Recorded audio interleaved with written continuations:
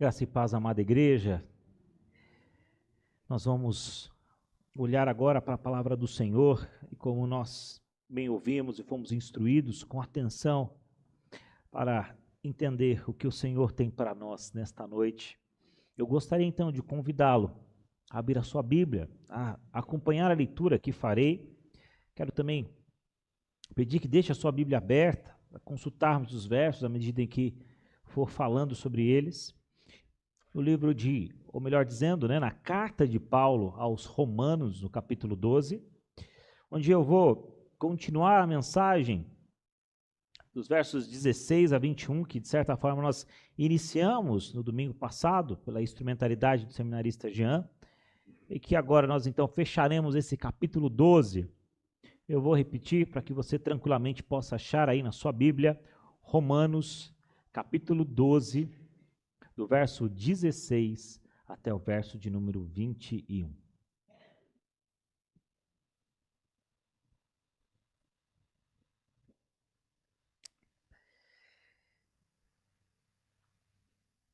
Observe atentamente a leitura que farei então destes versos. Tende o mesmo sentimento uns para com os outros, em lugar de serdes orgulhosos, condescendei com o que é humilde.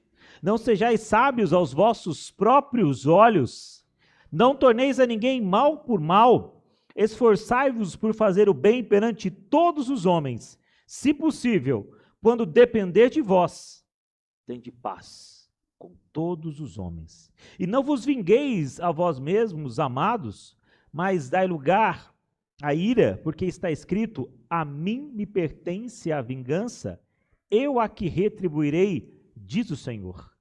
Pelo contrário, se o teu inimigo tiver fome, dá-lhe de comer. Se tiver sede, dá-lhe de beber. Porque fazendo isso, amontoarás brasas vivas sobre a sua cabeça, e não te deixes vencer do mal, mas vence o mal com o bem. Irmãos, eu tentei figurar aqui uma história, obviamente fictícia para as crianças, para mostrar o quanto é importante o perdão nas nossas vidas. E Paulo quer instruir a igreja de Roma. Vocês lembram por que Paulo escreve essa carta? Ele queria uma parceria, porque ele queria pregar o evangelho mais longe. E durante esses 11 primeiros capítulos que nós vimos há uns domingos atrás, Paulo fala sobre a doutrina da justificação, da eleição, da predestinação, e mostra como a graça do Senhor é conosco. E mostra que mesmo pecadores, o Senhor nos traz para fazer parte do seu reino. E a partir do capítulo 12 ele mostra que nós somos diferentes, que nós não devemos nos conformar com este século, mas nós devemos transformar este século. E a pergunta é, como eu faço isso? Ele começa a responder, então, essa pergunta, dizendo o seguinte, olha, exerça aquilo que Deus tem colocado para você, seja um crente fiel, seja alguém zeloso com a palavra do Senhor. É isso que ele está te dizendo.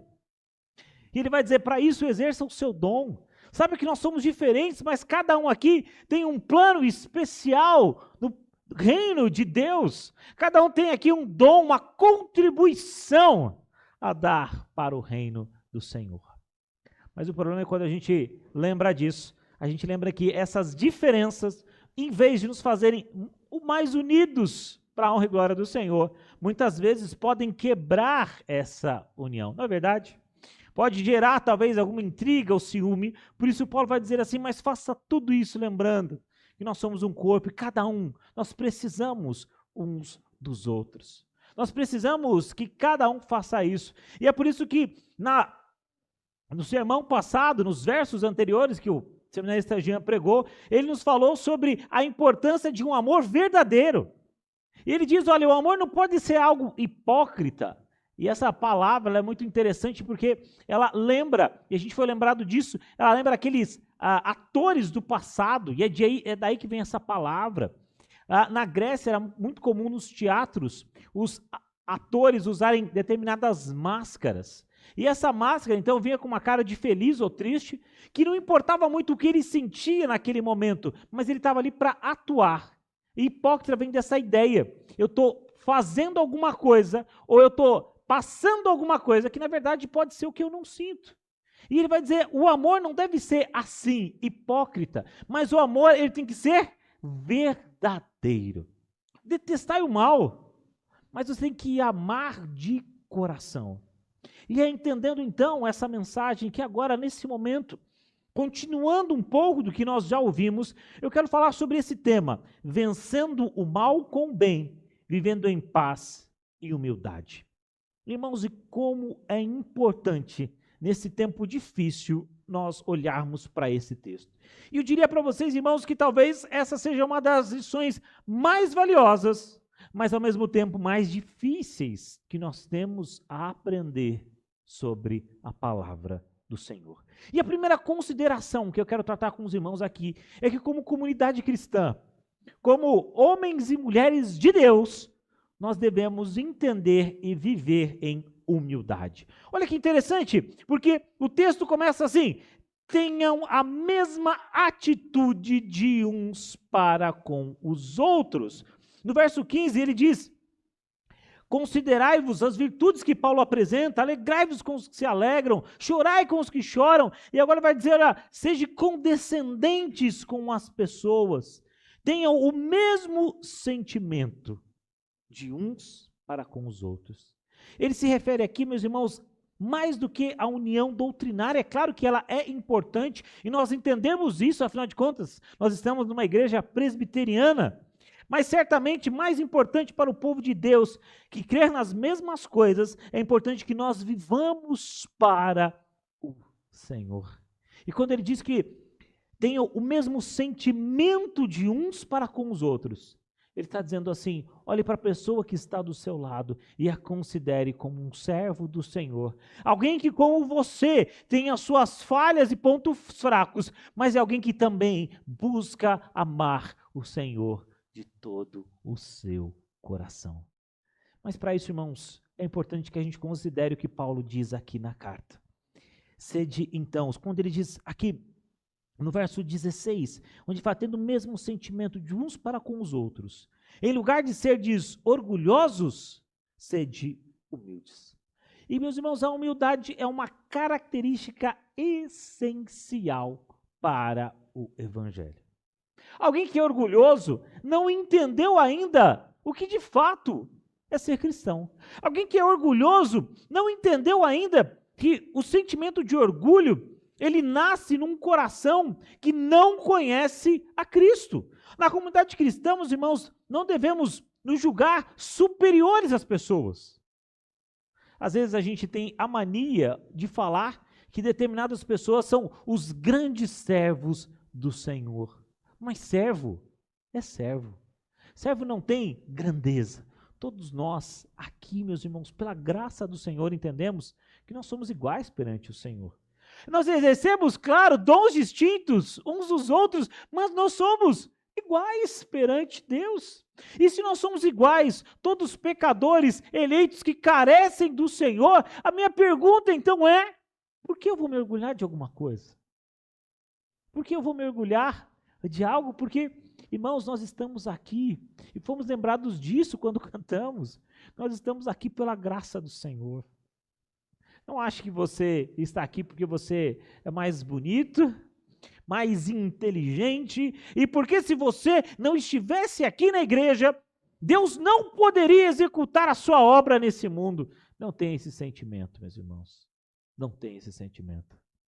E hoje, quando a nossa irmã Karen lê um pedacinho do Diário de Simonton, e para quem não sabe quem Simonton é, foi aquele que veio para o Brasil há muitos anos atrás e fundou a igreja presbiteriana. Ele, no leito da sua morte, ele disse que Deus levantaria a outros, dizendo que a obra do Senhor não termina quando alguém vai embora. Às vezes a gente se acha muito necessário para as coisas. Às vezes a gente acha que se a gente não vier, não acontece. Se eu não fizer, ninguém vai fazer. Mas a verdade é, meus irmãos, que anos se passaram e Deus levantou pessoas. E para a sua glória nós estamos aqui. Então a pergunta é: para que soberba? Para que orgulho? Alguns vivem buscando aí status, querem ser exaltados acima dos outros. Mas, meus irmãos, nós encontramos a resposta de Jesus para essas pessoas. No Evangelho de Marcos, Jesus estava tratando com os escribas, e ao ensinar sobre isso, ele disse assim, ó, e ao ensinar, disse-lhes, guardai-vos dos escribas que gostam de andar com suas vestes talares, de saudação nas praças, das primeiras cadeiras das sinagogas e dos primeiros lugares nos banquetes. Jesus estava dizendo assim, cuidado com esse pessoal que quer sempre a glória para si. Que anda ali com a sua roupinha bonita, que gosta de sentar na frente aqui, é aquela atribuição, né? De olha, o meu lugar de honra, aqui é o lugar onde eu vou estar. Jesus fala, toma cuidado com isso, porque no reino de Deus a soberba não cabe. No reino de Deus o orgulho não tem lugar.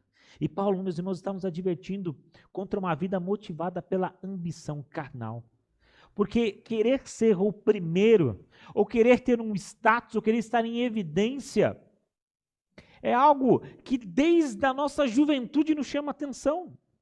Afinal de contas, quem nunca quis ser popular no seu colégio? Quem nunca quis ser o melhor jogador de futebol da sua sala, do seu colégio? Quem nunca quis ver o seu nome sendo gritado pela torcida? Quem nunca quis ver o seu nome estampado em algum lugar, dando a você uma grande importância, dando a você um grande valor? Mas, meus irmãos, o Evangelho vai na contramão dessa ideia e mostra para nós que a humildade é aqui a virtude a ser cultivada em nosso coração. Jesus, como Filho de Deus, fez o mesmo. Ele não julgou com usurpação o ser igual a Deus, mas esvaziou-se a si mesmo. E se o nosso Senhor fez isso, ele mostra para nós que nós também devemos fazê-lo. E ele então continua dizendo, olha, condescender com o que é humilde. Paulo não deixou claro aqui o que ele tinha em mente. Doutor Augustus, quando examina essa parte, ele diz que aqui há duas possibilidades de interpretação.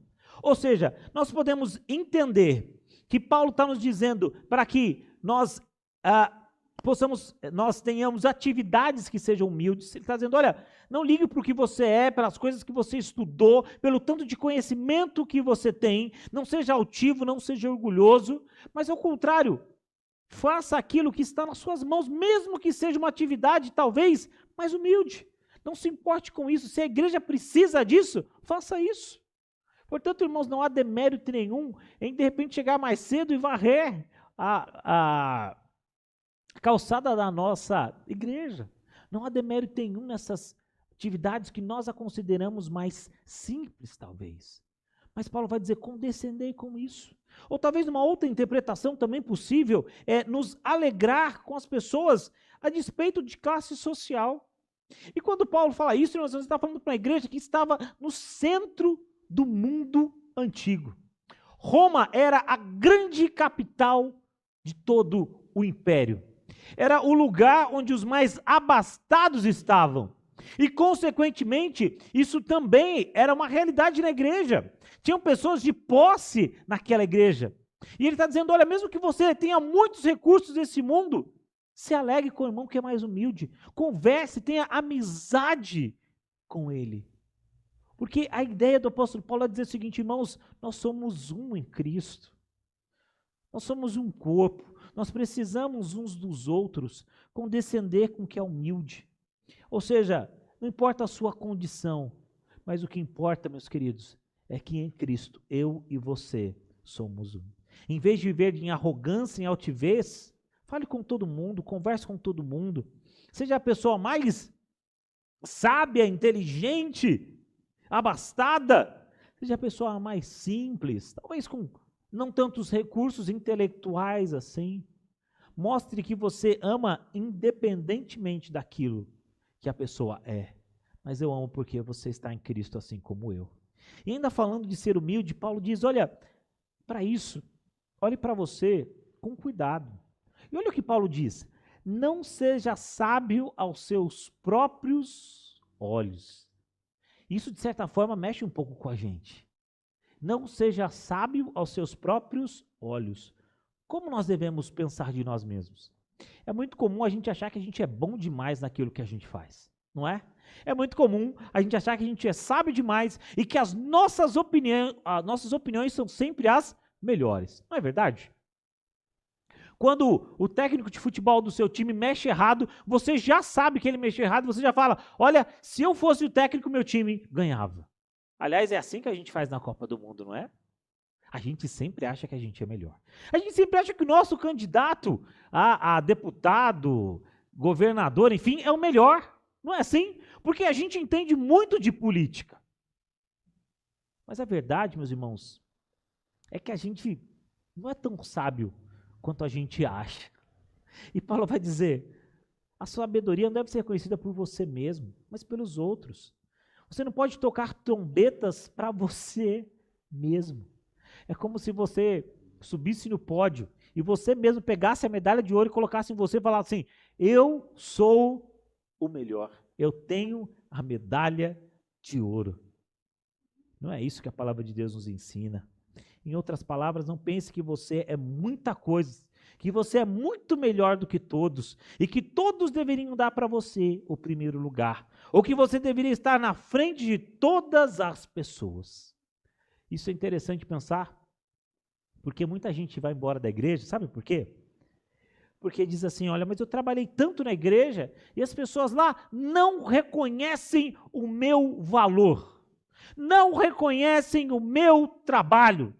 Eu estou na igreja há anos e o pastor nunca chamou o meu nome lá na frente. O pastor nunca pediu para eu fazer uma oração. Meu nome nunca saiu no boletim em agradecimento pelo trabalho que eu tenho feito duramente nessa igreja.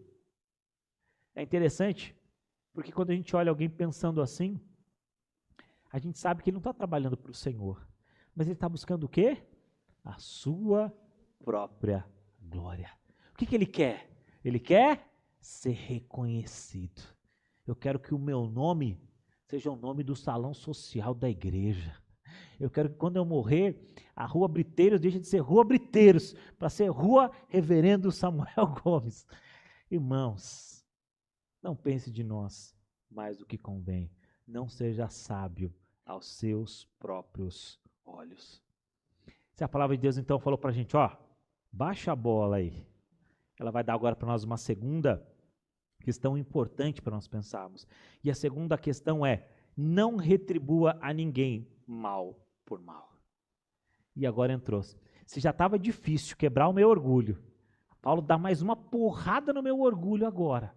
Quebra um pouco mais esse orgulho do meu coração. Ele diz o seguinte, olha, quando alguém fazer o mal para você, em troca disso, você vai fazer o bem a essa pessoa.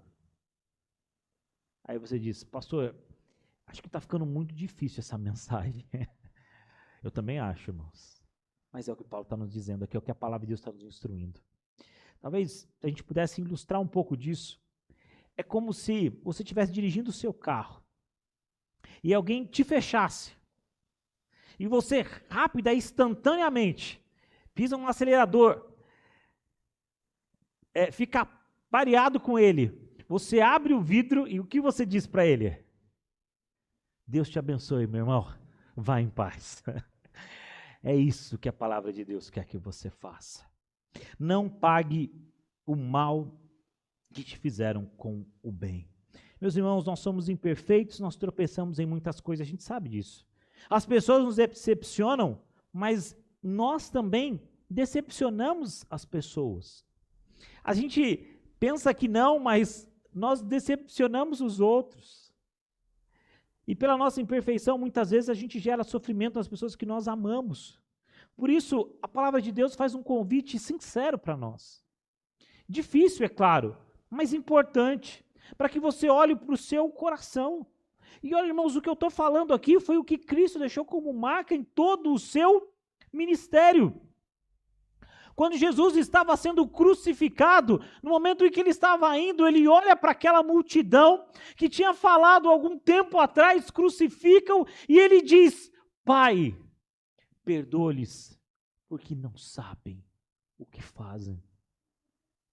Nosso Senhor Jesus rogou por aquelas pessoas que seriam seus algozes, por aquelas pessoas que levaram ele até a cruz, por aqueles que gritaram, Cristo, ao invés de Barrabás, por aquele que disseram, cai o sangue desse justo sobre nós e sobre a nossa descendente. Nosso Senhor Jesus orou por aquelas pessoas, e embora elas desejassem o mal para ele, Jesus desejou bem para aquelas pessoas.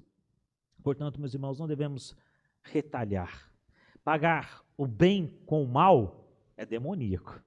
Pagar o mal com o mal é uma retribuição humana.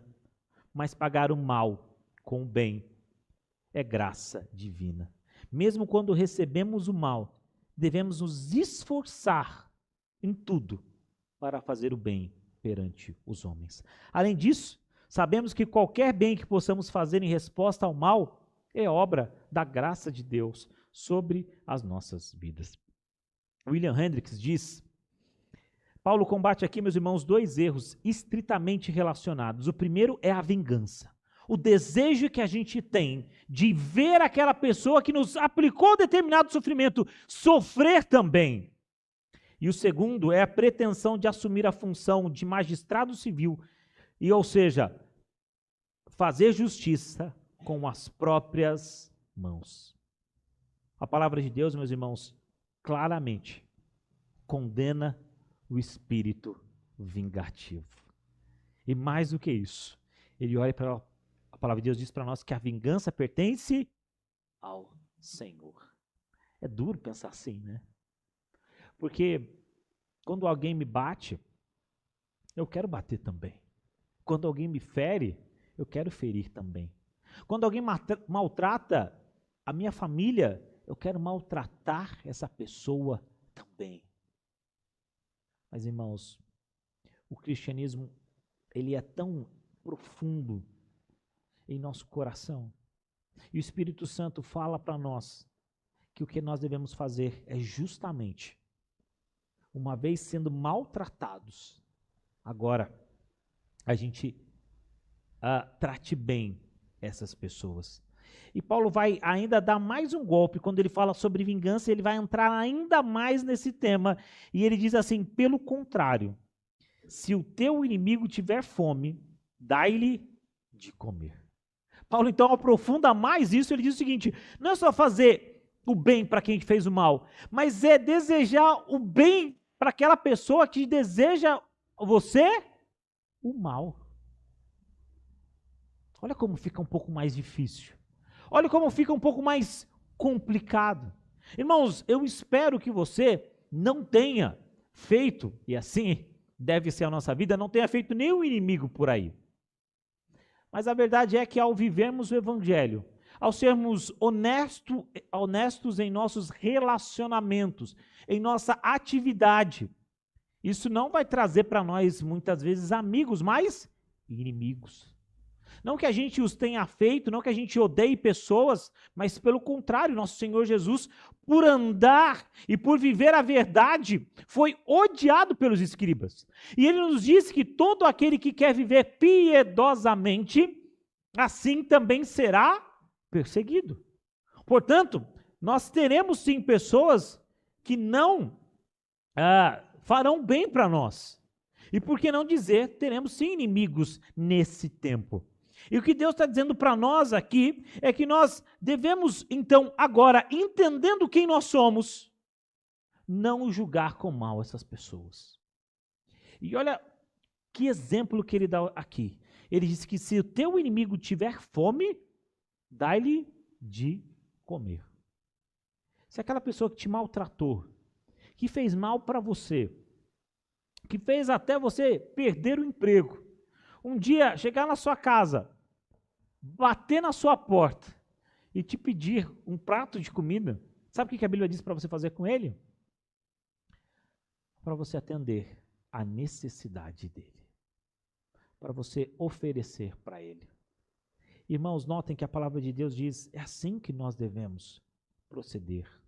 Ou seja, não dá lugar à ira, mas no que for possível, tem de paz uns com os outros. Ele está dizendo, se for possível, no que depende de você, tenha paz com as pessoas. E olha, meus irmãos, a palavra de Deus fala isso várias vezes de forma diferente. Presta atenção, por exemplo, no que a palavra de Deus nos diz em Hebreus capítulo 12. Verso 14. Segui a paz com todos e a santificação, sem a qual ninguém verá ao Senhor. Tiago 3,17. A sabedoria, porém, lá do alto, ela é primeiramente pura, depois pacífica.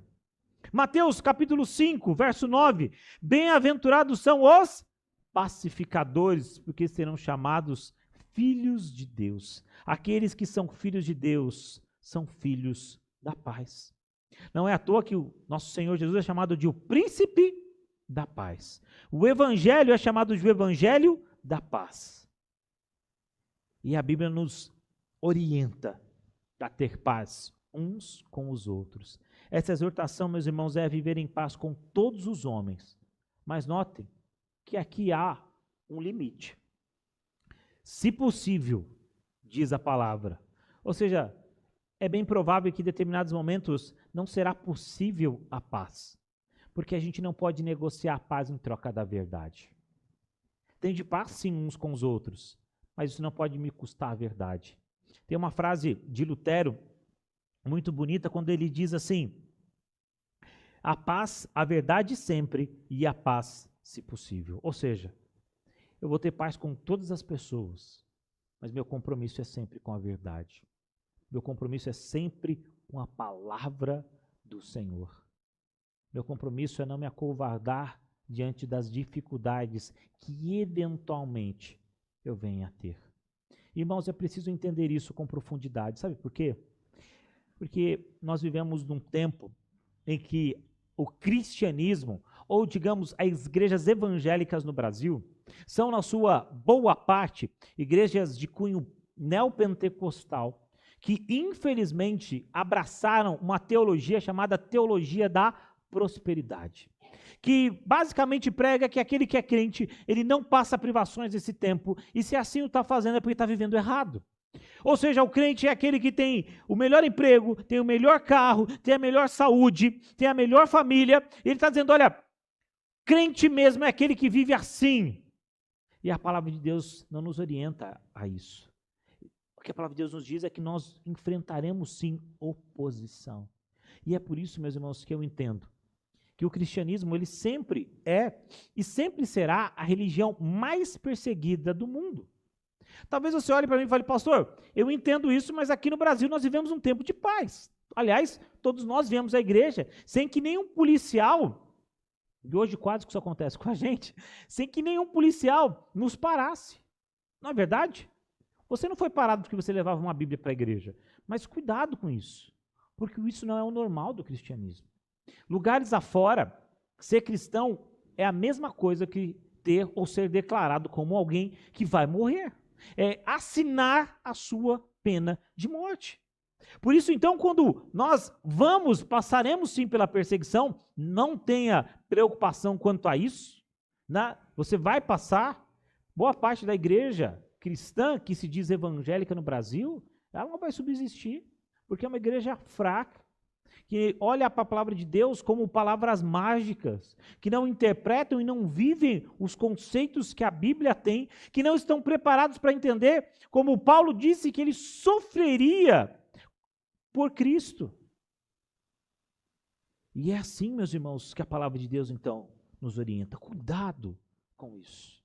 Vamos viver a paz, sim, mas a verdade é o nosso compromisso. Por isso que Paulo diz, se possível, no que depender de vós, tende paz uns com os outros. Agora, então, no último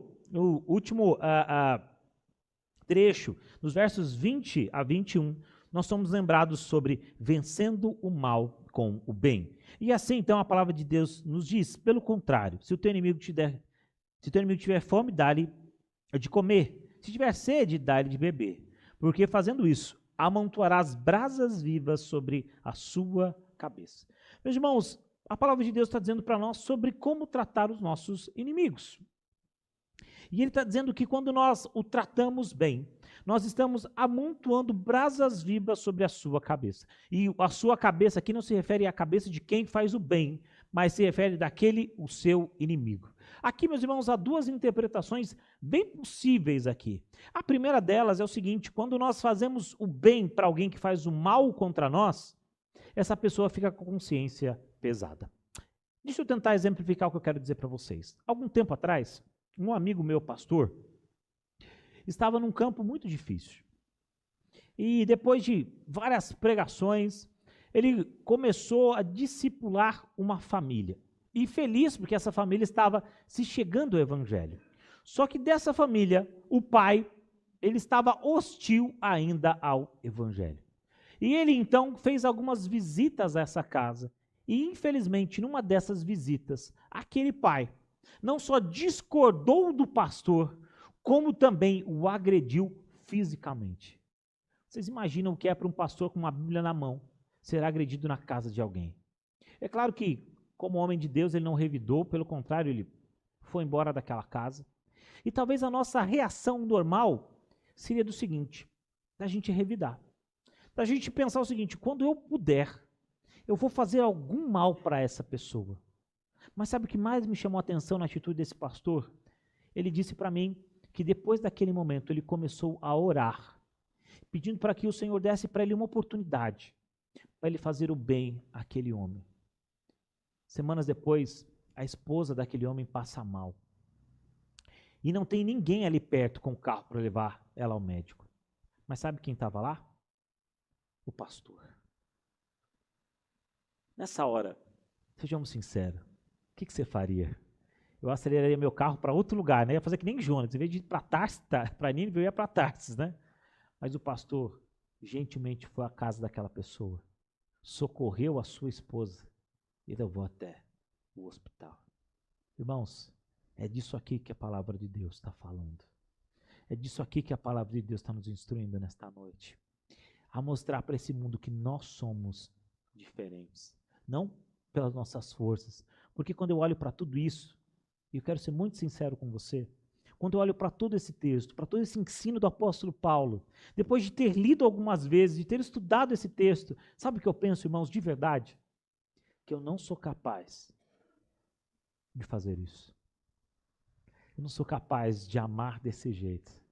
Eu não sou capaz de pagar o mal com o bem. Eu não sou capaz de muitas vezes não retalhar alguém e não me vingar quando eu posso fazer isso. Eu não sou capaz de fazer isso. Mas é nessa hora que eu lembro também, meus irmãos, que onde eu não sou capaz, o Espírito Santo está comigo, me guiando para que isso aconteça.